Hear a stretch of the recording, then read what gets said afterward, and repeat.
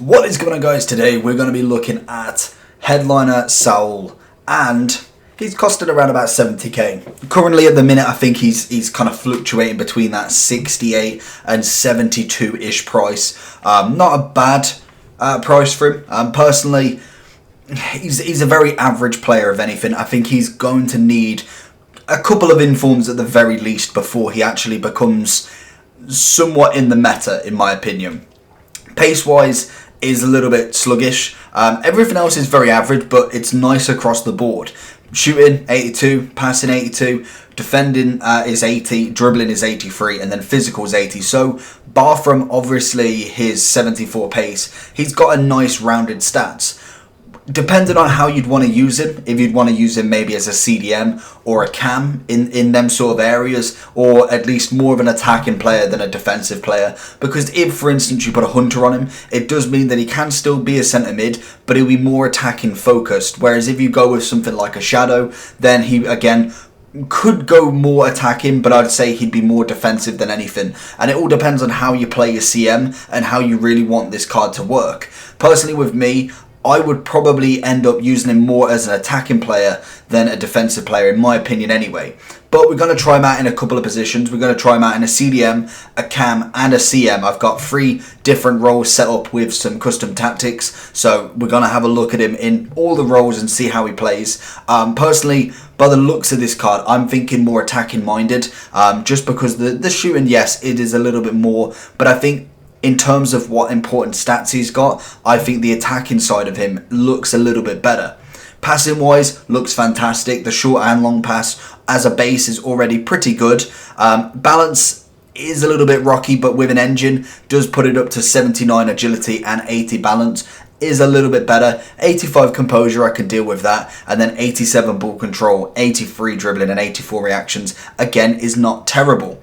89 stamina is nice. 78 strength we can live with. 70 aggression is it's okay. And then defensive stats, pretty bog standard in my opinion. It may be just enough to warrant getting the ball back and working with him, but I haven't tried him out yet, so we're going to try him right now and see how he goes. As you see, we've kind of fitted him into the kind of God squad. We've put Semedo, as I don't have his inform anymore, I personally sold that off to get a bit of coins. We've brought in his normal gold, which I used for quite a while, so I'm happy with him as well. But we are going to play him in this, so we're going to jump into the first game and see how he is. Looking at the upgrades as well, the 4 matches in a row, personally, they've got a couple of decent opponents. They'll have the first match that I believe they should win. That's quite a nice team, actually. The first match that I believe they should win. Second match in, they have got Real Madrid. So it's a 50-50. It's one of them ones that it could be a draw. I don't know if that counts, if like it just holds it off 1 week, or that is it. It's all 4 wins or nothing. It doesn't matter about a draw. Personally, if I was EA, I would have probably said a draw just keeps it neutral, keeps the streak going because they didn't lose, but it doesn't advance 1 more. It just stays at 1, and then obviously the next win would be 2. So if they were to get onto some sort of form, I would probably say they'd have this upgrade by the 1st of March, if not the 25th, I believe, of February. That is all dependent on if they beat Real Madrid or not. If they do, then obviously we can have it a lot quicker, and I think it should be about the 15th of Feb by then. But it all depends on that match, really. So it's going to be interesting. It makes the matches that little bit more useful, and I think that's what I do like with these live cards, is the fact that you're watching the matches and they actually mean something to you, even with not actually supporting. That's a fantastic goal. So it's going to be interesting to see what he's going to do. Inform wise, I can't see him getting many informs. I don't know about him much, but I think I just can't see him getting a hell of a lot more. He's got 1 inform so far, up to his 86. That's currently going for... Is this guy playing? Oh yeah, good tackle. That's currently going for about 35k. So you can see people are a little bit hyped for this card at the minute. I feel like he will drop a little bit more. I think 70k is quite a lot for a card that potentially could not upgrade without any informs until maybe the start of March. But I think we'll see a real price decrease if they win their first match but then lose to Real Madrid. I think that then would be a buying time, because then you could potentially put 1 in your club, wait them 4 weeks, and then you've got a card that's going up to an 88. Saul's on the ball. Sees that pass. We see one more to Messi potentially. That's lovely. We see Zidane. Zidane's going to get that volley. That's a cracker of a goal, that is. 2-0, 13 minutes. We're looking pretty sharp in this match already. Great start from Saul there. Back to Saul again. It kind of helps that he's got a red tag on his arm as well, so that's nice to know who he is. He's not tackling whatsoever. Saul. Oh, he's gone for it. I forgot what foot he is. Is he right-footed or is he left? I'll have to look at half-time. Oh, that's a poor cross. Saul with the head. No, keeper's got. Conte's coming out. Cannavaro. Oh, not quite. Good head. Love that defensive duty. We've started him off more as a defensive mid in the start of this match. But I feel like we're in the second half. We're going to bring him as more of an attacking mid. See what he's like. We're going to bring Zidane down as the CDM. That's a great ball from him. Bring Zidane down as the CDM. And then push him up as that cam role. See what he's like there. And then obviously for the final one, we're going to bring him into a 4-4-2. And try him as a central midfielder. Probably take off Zidane or Conte. And then try him there. Zidane, Saul, good ball.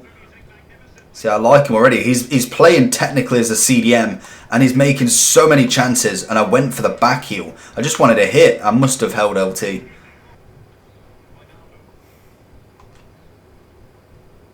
Saul winning that ball back. Lovely work from him. Great defensive duties as well. We see Neymar on that wing. And he's gonna just get that tackle.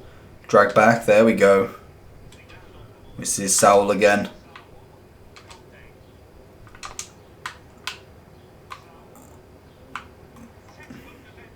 One issue with him is going to be his skill moves. Only a 3-star skill moves will be the kind of downfall for him to be a CDM, to be a cam rather. Mainly because a lot of people like to have that skillful cam. That's a great ball. He's missed it as well. A lot of cams, personally, I would like to have 4 or above. So I would say predominantly he wouldn't make the team. Mainly because I like them 3-star, that 4-star skill move at the very least. I think that's going to be a massive increase for me if he does manage to kind of sway the opinion. Because I think we've seen it before. I can't remember what card it is, but I'm pretty sure we've seen an increase of either a weak 4 or skill moves. And I feel like it's a definite. If a player for a season maybe kind of shows more skill, shows a little bit more of a skill set, why not be able to increase their stats? It's not like that's a contract kind of basis that they can't and they're kind of glued into a contract to put him at a whatever stat. For me, I think that is definitely something they really need to look into, because players have better seasons. You may see a season where, yeah, they kind of just run about, don't really do a hell of a lot, but then the second season, they're on fire. They're 5-star skilling everywhere, and the fact that then you won't upgrade them, that person, I think is definitely something that needs to happen and would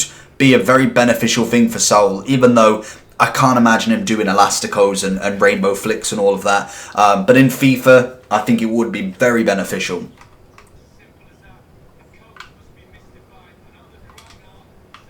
So, great defensive work there. I have whacked him more as a cam. In fact, I have whacked him as a cam. So hopefully we can see something. Can we get that ball into Messi? We'll go back to him. We'll go right-footed. Messi with the left. And, okay, not hitting it with the left. Doing a little shimmy in a turn. And that is it. First game done. Playing not too bad, to be honest. We managed to get the victory.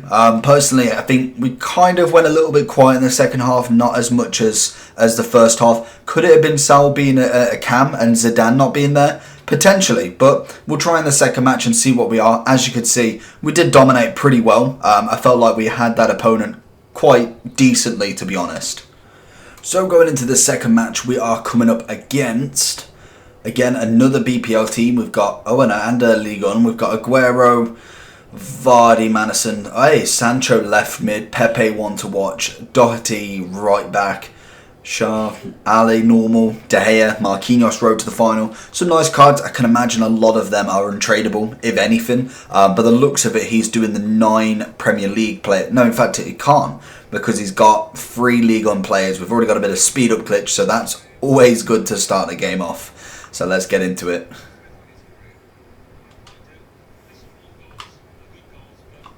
Zidane.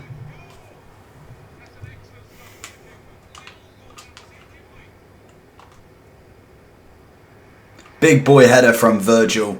And I think, oh, okay, it's gone in as Marquinhos' goal. Okay, yeah, I see. He's gone over. Beautiful header from Marquinhos. Gets me a goal.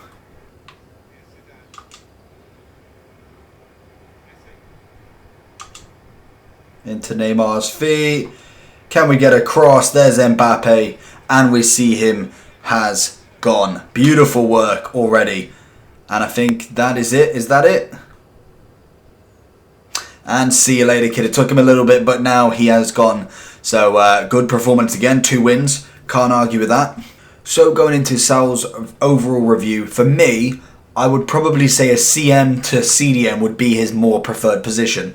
Personally, how I would play him. Mainly because the 3-star skill moves. I think it makes it incredibly hard to navigate around players without it. If you're so used to using skill moves, using these different tactics, chops, decent dribbling, the whole 9, then you're bound to kind of struggle when you come up to against these players. These players that are physically haven't got the capability of it. So if they were to manage to upgrade into a 4-star skills for whatever reason, I'd be completely on board with that. I think realistically, if he had 4-star skills in my opinion and how I play, this card can play CAM, CM and CDM. I think tackling wise he was decent, even though I don't really have a shadow on him. I felt like he was doing really, really well there. And apart from that, I was quite blown away with him. I thought he was actually a nice player, carrying the ball, winning the ball back, passing. Everything was down to a T quite nicely. And that's something that you don't really get many CMs like that, especially the lower rated. I know 87, but in stat wise, he's a lower rated in comparison to a few of the higher rated 87s we've got. You look at, for instance, I think Firmino, is he what, an 86 or an 87? The stat-wise is a little bit more attacking, obviously. But CM-wise, I think he, again, is another player that has them stats that necessarily aren't the greatest, but still put in a lot of work. For me, when is he a point to buy? I would say it all depends on the Real Madrid match.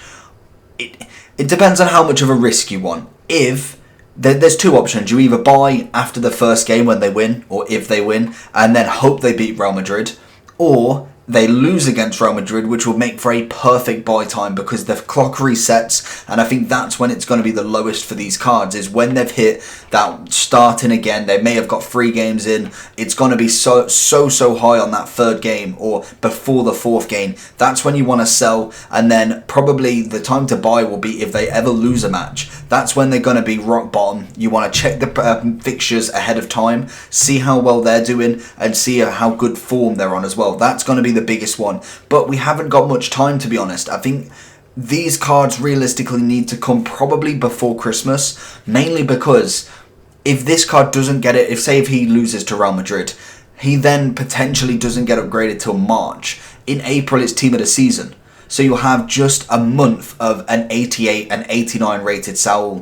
For me, I don't think that's worth it. I think this card's going to get probably a team of the season at some point. Then this card is irrelevant. I feel like they need to do this a little bit earlier on. And I like the concept. I really do like the concept of headliners, and I think it's a very good promo. And I love the card design. The card designs this year have been amazing. All we need now is potentially like a little animated on him. That would be absolutely outstanding. But I think these cards need to come a little bit earlier just to reap the benefits a bit more. But I could be wrong. We could see free Saul in forms in the next 4 weeks. Who knows? We don't know that. That could happen. And hopefully it does, because that would be absolutely incredible to see some of these cards reach that 90 rated status. But I think realistically, I'll probably wait until Real Madrid. I might sell this one off and try and kind of stop a loss and then see how we go from there. If they lose to Real Madrid, I think I'll definitely look at putting this card in my club, as I could probably see him drop into at least 60 minus K, something along that lines.